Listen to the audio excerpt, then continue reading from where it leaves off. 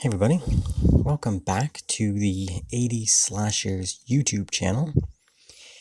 In this video, we will be going back to take a look at the year 1989 and all of the slasher films that were released that year.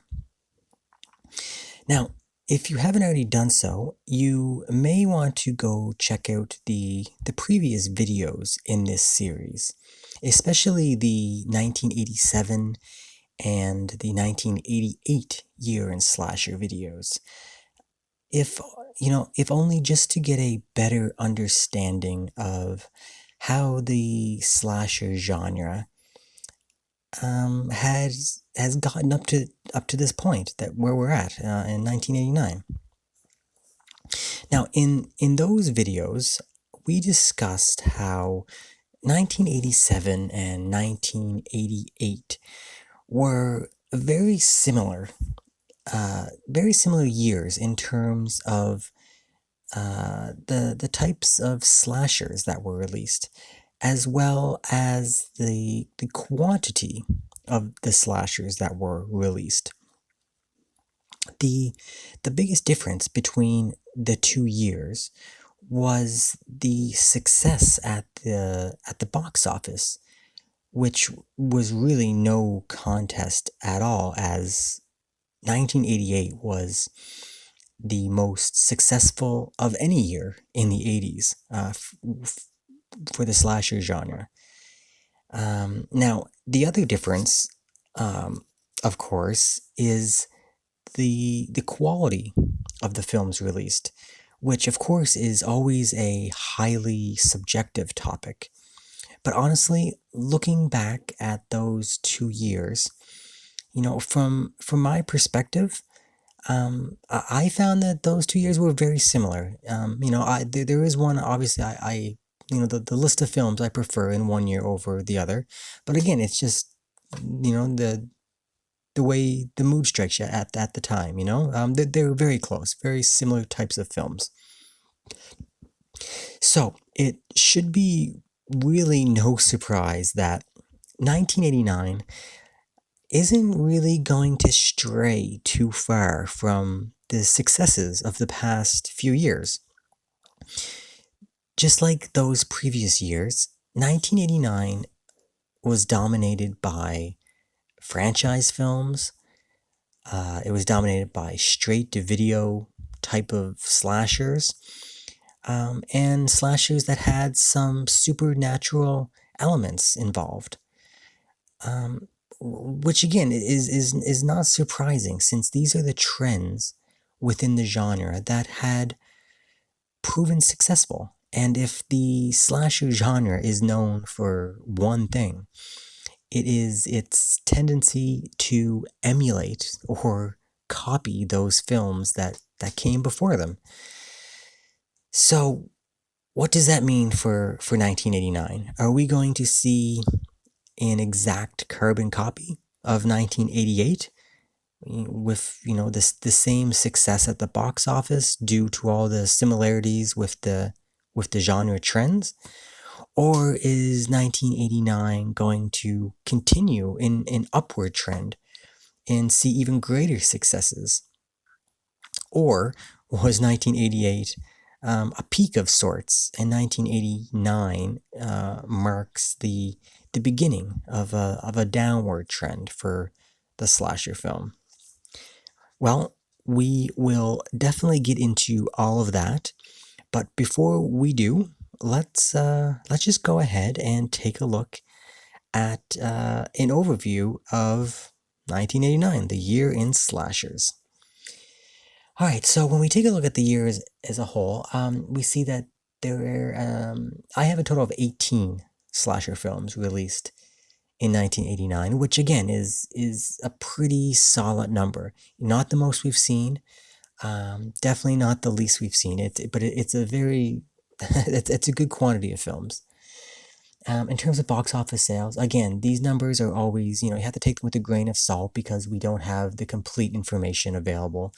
This is just taking from Um, this one's actually just taken from 4 films. The only information I could find for box office information was for 4 films, and that was over $48 million for those 4 films. You know, adjusted for inflation, to today, it'd be 106, almost $107 million. So pretty solid. We've had some years that were, not nearly that high, but compared to the last few years, it's definitely lower.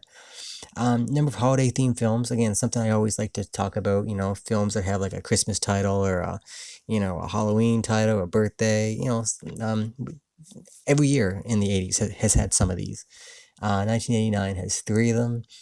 Franchise films, we have 6 franchise films or sequels. Number of straight to video slashers, we have 8, which is a lot, which is a big number.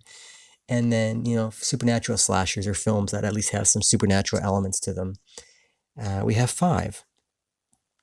So now, I like to always compare it just like, this year with the last year. So if we take a look at 1988 versus 1989, you see the total number of slashers released, very close. 88 had 20, 89, 18. So, very similar.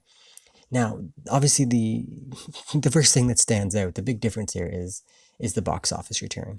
1988 had over $131 million. Now, that's from a bigger sample. We only have 4 films from 1989 that I have information for. 1988, there was more. I believe there was, I can't remember the top of my head, but there was 6 or 7. There was a lot more films, but still, 131 million compared to 48 million. You're well over double the amount. You're almost going into the tripling the amount territory. Now again, number of holiday themed films. 88 had a lot. There was 6 of them. That took a big hit in 1989, down to 3. Franchise films, 6 and 6, same thing. Supernatural, 4 to 5 from 88 to 89. Again, very close. And, straight to video slashers, 6 to 8. So again, very similar years. Like I said, the only thing that really sets these 2 years apart is the box office. I guess the one other thing would be, the holiday theme films, which we'll talk about. There is a little discrepancy there, I guess.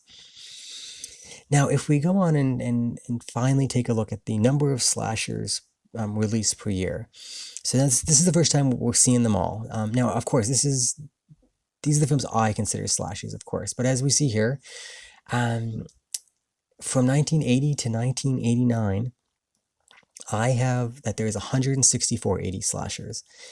Now, I know a lot of people have a lot more. People have been commenting on this channel a lot about, what about this film? What about that film? And, some I just don't view as an 80s slasher. They don't fit the criteria for me. They don't follow the formula. There's something else going on. And there's probably some that I'm just not aware of. Like, there's a lot of films in the 80s, especially when we start getting into these straight-to-video films. There's a lot of them, but, the ones that I've identified and are aware of, I have 164, which that's a lot of films for, a decade of filmmaking in one little specific genre.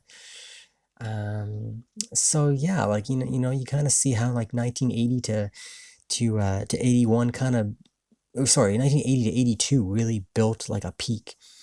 And then from like, 83 to like 86, it was kind of a downward trend. For, starting in 81 all the way down to 85, it was a constant downward trend. And then it kind of, starting in 87, 86, 87, it started to kind of bounce back. And the trend almost got back up to the same numbers at the peak of 81 there. So, yeah, it's interesting, and if, we covered that. We covered, the rise in 81, the downfall in like 85, and, kind of a little resurgence we've had in the late 80s here. This video series has covered it all. So, yeah, kind of interesting. I don't know. All right, so that's just a quick little overview of the year. So let's just now get into it and just, let's just discuss which films we're actually talking about here. So the first film I have released in 1989 is Intruder. After that, we had the Freeway Maniac, followed by Iced. Then we had Cutting Class, followed by Offerings. We had Hell High. We had Houseboat Horror. We have Friday the 13th, Part 8, Jason Takes Manhattan. We had Sleepaway Camp 3, Teenage Wasteland. We had A Nightmare on Elm Street 5, The Dream Child. Next up, we had Memorial Valley Massacre, followed by Nightmare Beach. We had Halloween 5, The Revenge of Michael Myers. We had Silent Night, Deadly Night 3, Better Watch Out. That was followed by Psycho Cop. And the very two last 80s slashers ever released, according to to my list here, the last 80s slasher released in the movie theaters was Phantom of the Mall, Eric's Revenge. And the last 80s slashers that had a straight-to-video release was Death Spa. Death Spa and Phantom of the Mall had the same release date, but one was theatrical, one was straight-to-video.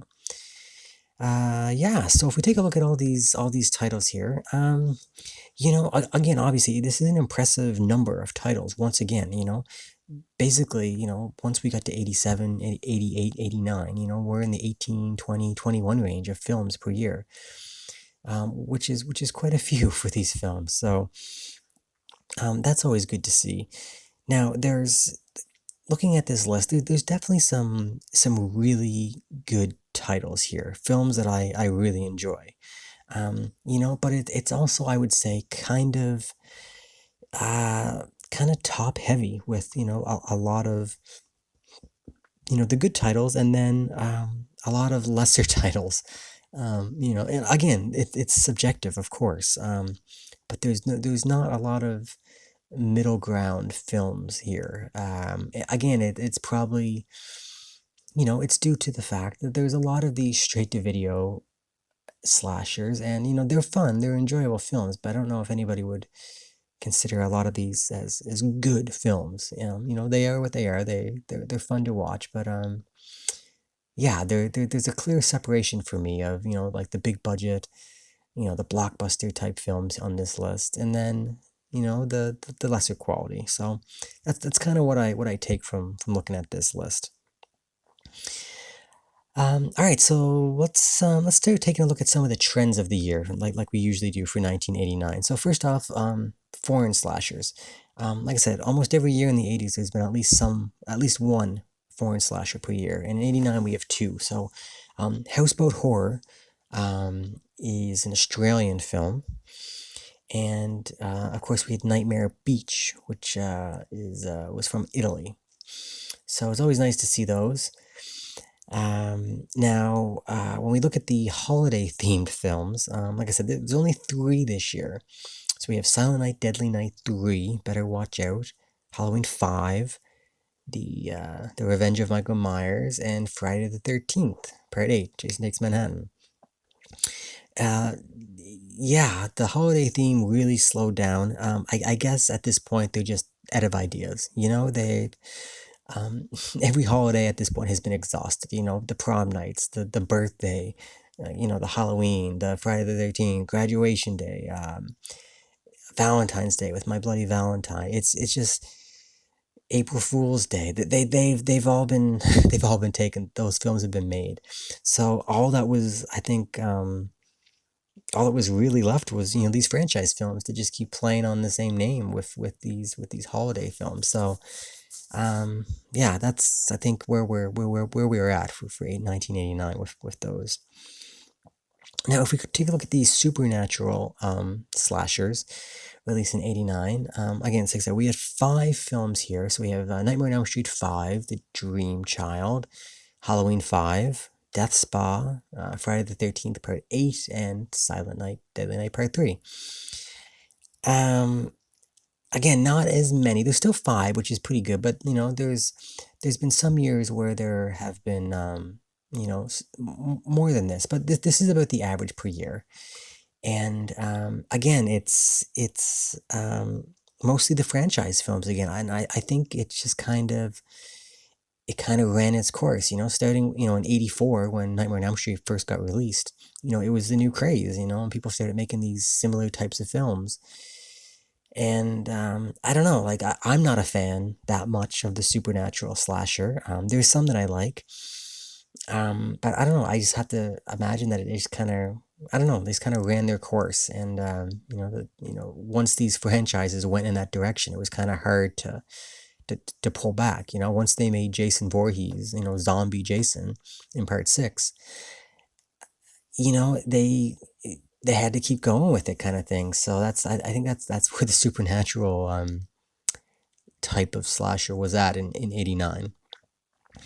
Now, when we take a look at the straight to video slashers, now we have eight slashers. Now this trend seemed to be getting stronger. It just, again, with the emergence of the home video market, and like more and more homes getting VCRs, video rental stores like the Blockbusters of the world, Hollywood Video, all that stuff, becoming more and more popular.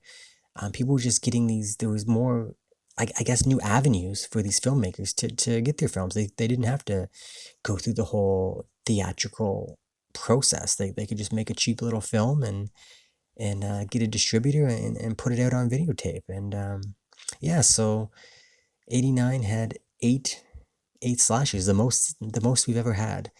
Of course, we have Memorial Valley Massacre, Iced, Houseboat Horror, The Freeway Maniac, Silent Night, Deadly Night 3, Better Watch Out, Psycho Cop, Death Spa, and Offering. So,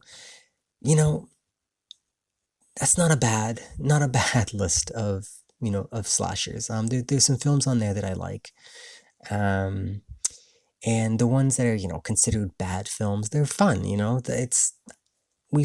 I feel like we've seen worse lists of straight to video slashers, so I don't know, not too bad.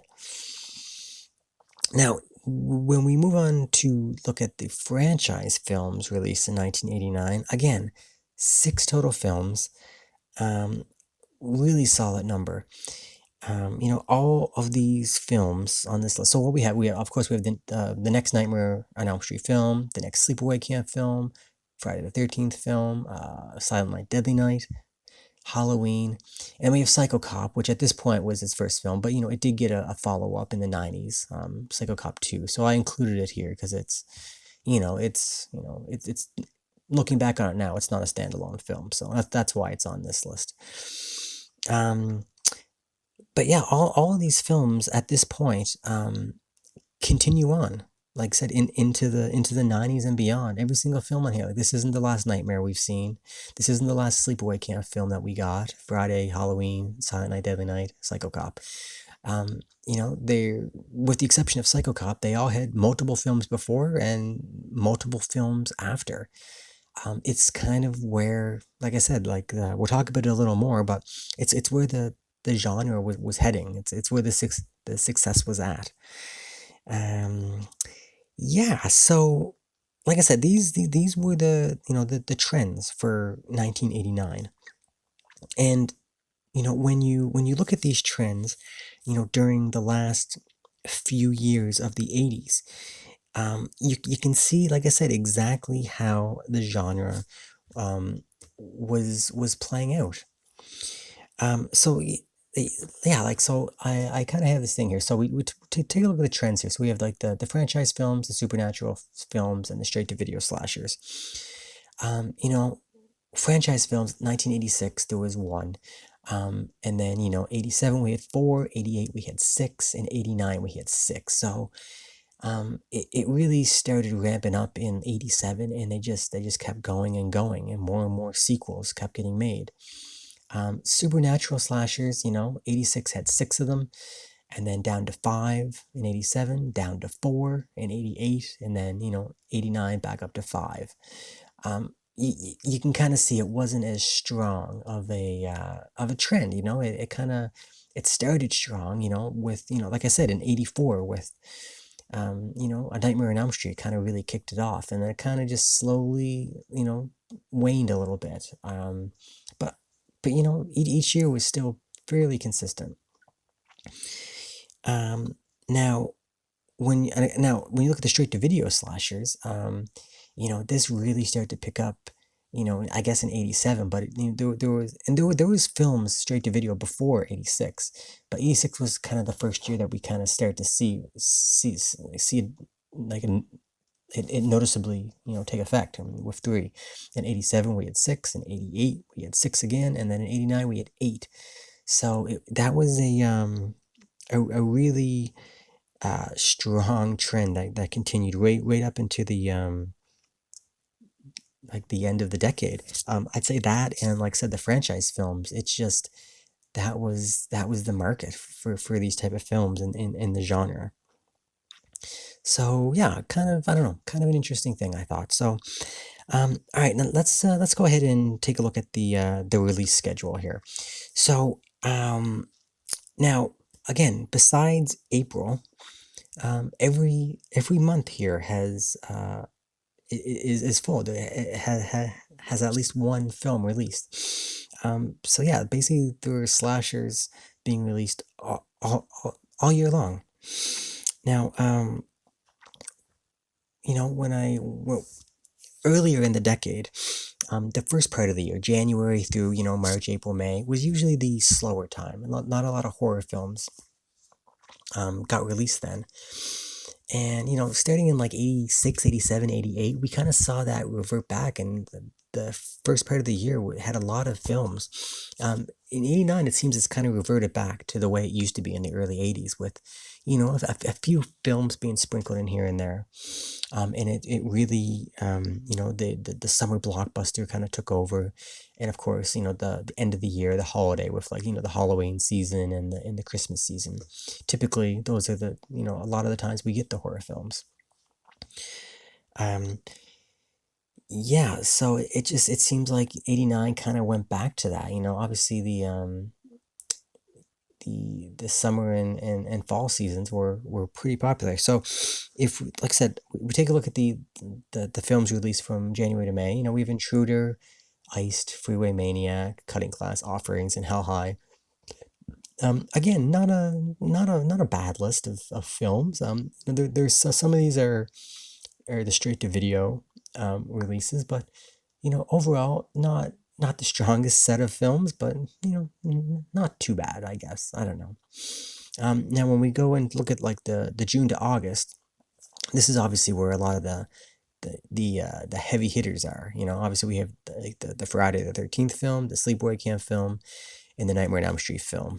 These are the summer blockbusters. From July and August, those 3 big franchise films were released over the summer. And then Houseboat Horror, straight to video film, and Moonstalker, a little lesser known obscure title. And then if we move on to September, December, this is the little block, I guess, where we have the most amount of films. There's 7 films released here, and again, a pretty, I think it's a pretty solid list of films. Memorial Valley Massacre, Nightmare Beach, Halloween 5, Silent Night, Deadly Night 3, Psycho Cop, Death Spa, and Phantom of the Mall, Eric's Revenge. So yeah, like I said, it's the summer months and the end of season was a lot of not only the quantity got released, but it seemed like the kind of the quality films were saved for these parts of the year as well.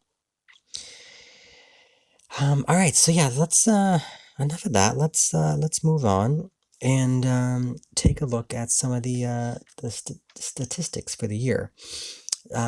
So first out, we'll take a look at the budgets here. So I have a total of 6 films I was able to find information for. Now, you know, not surprising, the first 3 films on this list are the big three franchises. Nightmare on Elm Street 5, The Dream Child, $8 million budget. These these nightmare films, like the last, like parts 3, 4, and 5, they spent a lot of money. But they knew what they were doing because they were raking in a lot of money. Parts 3 and parts 4 especially, they did really, really well. Um, yeah. Now, Halloween 5, again, same thing, $6 million. I'm kind of surprised by that because part 4, it did well at the box office, but it wasn't, a screaming success like the Nightmare films had been. So I don't know if they were really hoping to, you know, I, put a lot of money into part 5 and, hopefully catch some of that Nightmare action, but yeah, it didn't really happen. But yeah, they spent a lot of money. And again, Friday the 13th, they pretty consistent. Like they spend between 3 to 5 million, um, pretty consistently. They had the formula down pat. They knew what they did. They knew what they were doing. They knew how much money they were going to make. They always did. They always did well. Um, yeah. Death Spa, $750,000 budget. That sounds about right. It's it's a lower budget film for sure, but it does look good. It's a good looking film. Sleepaway Camp 3, Teenage Wasteland. It's funny. The budget for this film, 465,000. I don't know if you remember, but 1988 video, Sleepaway Camp 2, Unhappy Campers, had the exact same budget, $465,000. So I guess they had one budget, they split it in half, and just they made one movie and they took the other half and they made the other movie. I know they were made like almost back to back, really close to each other. So that's probably exactly what they did. So, and that sounds about right. It's a good looking film. It's a fun film, but I think they were able to stretch their money far. And the last one we have is Intruder for $130,000, which I'm pretty shocked by. Intruder, it doesn't look like a big budget film by any means, but it looks good. It's I don't know, they did really well. Even just for the practical effects in that film, for $130,000 budget. So yeah, yeah, they did really good. Now, if we go on here and take a look at the box office, again, I only have 4 films that I was able to find information for. So of course, the top grossing film of the year is Nightmare on Elm Street 5, The Dream Child, taking in just over $22 million.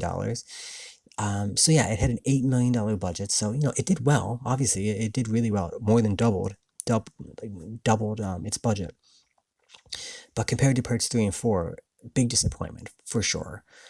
But it still did good. Now Friday the 13th, part 8, just over 14 million with a $5 million budget. Again, they basically tripled their investment. So I'm sure, like I said, they're a pretty well-oiled machine at that point. They knew what they were doing with that franchise. Halloween 5 taking in 11 million on a $6 million budget. So again, like they almost doubled their money. But you know, they were hoping to be making some of the big money that the past couple years, but like we'll talk about it, it just seems at this point it's starting to dry up a little. So, but still, almost doubling your money. I can't imagine people were too upset. And then the only other film I could find any information for box office for is How High. Don't know what the budget is. Only took in $189,000. So, yeah, I don't know. That's not a lot compared to the other films. Um, but yeah, it's like I said, it's becoming clear that 1989 was starting to see diminished returns. Um, and like the financial successes of 1987 and 1988 was clearly beginning to wane. It just wasn't happening. Now, a good example of this is to just look at the success of the main three franchise films. So if we take a look here, starting at Friday the 13th, we're going to start in 86 here, kind of this resurgence at the late 80s resurgence in the genre here. So 86, the Friday the 13th film released that year made 19 million. And the next one released in 1988, pretty consistent, made 19 million. 1989, it went down 14 million, still pretty close, but it went down. Nightmare on Elm Street, 1987 made $44 million. Unbelievable. 1988 made $49 million. And then in 1989, it shot all the way down to 22 million. Way less than half. So, like, this franchise took a big hit. Now, it probably doesn't hurt that, A Nightmare on Elm Street Part 5 is a terrible film. My opinion, of course, but yeah, that Part 5 is terrible. And even though Part 4 also not a great film, it did so well that maybe by the time everyone saw it, they kind of saw the direction the franchise was going in. Who knows? But clearly, big hit in the profits in that franchise. And then Halloween, again, Part 4 in 1988, pulled in 17 million, almost $18 million at the box office. 89 down to 11. So again, all three franchises were down from the previous films. It's just kind of an interesting way to view the way that, obviously the franchises were going, which, basically were the films driving the genre. So, if they're going down, the financial success of the rest of the genre was clearly going to go down as well. It's pretty interesting. No, so when we actually look at the overall box office returns, we'll take a look at like the entire decade here. You can see, 1980, 81 was, there was the craze. It was the peak. It was just people were just eating these films up like crazy. And then, there might have been a little slight oversaturation, 82, 83, kind of a little dip, but then 84 was a good bounce back year, up to 61. Now you'll see 85 has 51 million, but again, that is 85 is propped up by the Friday the 13th Part 5 film and Nightmare on Elm Street Part 2. Those two films basically propped up that $51 million. There's only like 6 films released that year, so those two films raked in that much. So, and then again, 86 we see 33 million. And then it started going up, 87, 52, 88, 131 million, and then 89, way back down to 48. So, 89 definitely had a big drop off. Other interesting things, like I said, 83 is surprisingly the year with the least amount that's earned the least amount. Now, again, we have to take it with a grain of salt because there may be some missing information I don't have. But of the films that we have, I don't know. It's just kind of surprising. I wouldn't think that 83 would be, only, basically 28 million it took in at the box office. So, I don't know. 83 was a good year. So, I don't know. Kind of surprising. Yeah. So, if you look at the total box office sales, again, keyword approximate here, but you look at the totals here. For the entire decade, I have $647.1 million that the 80s slasher genre took in at the movie theaters over the 80s. I think that's pretty good. I don't know. Again, a lot of that is the Friday films and the Nightmare films and the Halloween films. They drove that. And Child's Play Child's Play was a big draw as well. These big franchise films, but still, $647 million. It's impressive for me anyway. I think that was I'm glad to see it. All right, so that's basically it for the stats here. So let's just wrap this up with some final thoughts. So 1989. this was a year that, it kind of lived up to its status as, the end of the decade, or in this case, the end of a film genre. From it, like I said, from its beginnings in 1980 all the way up until 1989, the 80s slasher genre saw many ups and downs, from the early peak, of 1981 to the lows of 1985. And then, we saw the slow buildup, to the financial success, of 1988. I think it's, I think it's safe to say that by the time 1989 hit and the end of the decade, the 80s slasher genre had certainly run its course. Almost every idea and every concept had been explored, and in many cases, duplicated several times over. It seems that, once these ideas were all explored and exhausted, all that remained was, for these filmmakers just to continue to try to tap into what was familiar with audiences, which was, creating sequels and these follow-up franchise films. So, in 1987 and 1988, this formula worked, really well. It was very successful, to the point that, the genre was producing its most successful films and the most successful years of the entire decade. But even, even the success of these franchise films, wasn't enough to eventually, slow the decline of the genre in 1989. And it probably didn't help that, each of the major franchises were, continually putting out films that, the audience consensus was that in terms of quality, these films were also declining.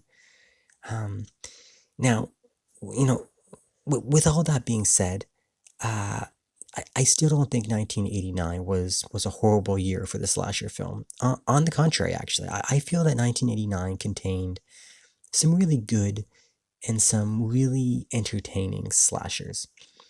Of course, by this point, the genre had changed, so you can't really compare the quality of these films to the films of the early 80s. It was different, but for what it was, I think 1989 was a pretty solid year. And, in some ways it was kind of a good way to end the decade and, the 80s slasher genre as we know it. Yeah, so that's it, guys. That is the end of 1989, the year in slashers, and the end of this little series that we've been going on from 1980 to 1989. So I hope you guys had fun. It was kind of fun to do this, to kind of take a look back at each of these years. Um, Now, I'll say this probably won't be the last video in this series. I'll probably do one more where I don't know if I'll do like a quick overview of the entire decade, but I think I want to rank each of these years, in, the way that I view them, from like, the best year, the strongest year for the 80s slasher to the weakest year. I think I'm going to do that. So that'll be kind of like the last little video in this series. But yeah, that's it. That's the end of this. So it was fun. Now, of course, the next video, as always, I'll put a video out, of my top 5 slashers from 1989. So that'll be up next. So stay tuned for that. And yeah, like I said, if you've missed any of these videos, I encourage you to go back and, start from the beginning if you haven't. Start at 1980 and go all the way up to 1989. Hopefully, it's informative, and you can, you can pick up some things, learn some things, hopefully. And yeah, so if you're interested in that, I'll put a link at the end of the video here of the playlist. You can also just go to the channel under all the playlists for the year in slashers playlist. And yeah, that's it, guys. So all right, until next time. All right, see ya.